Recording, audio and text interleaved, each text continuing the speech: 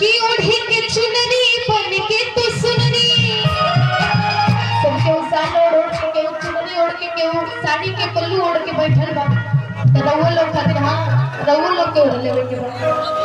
की ओढ़ी के चुनरी बन के तू सुनरी। अभी रउआ लोग चुनरी ओढ़ के बैठल है लेकिन माइयो हम चुनरी ओढ़ के अभी सब अपन बालक के आशीर्वाद देवे दर्शन देवे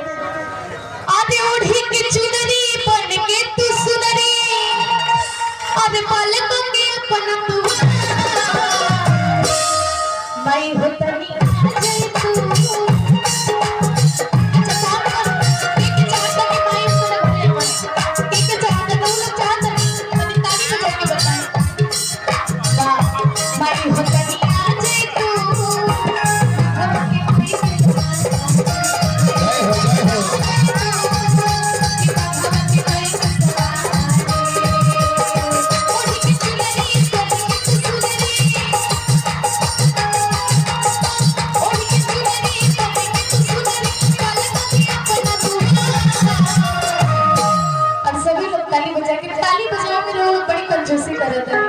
जागरण होला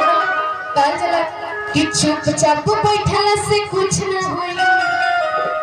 कि चुपचाप बैठला से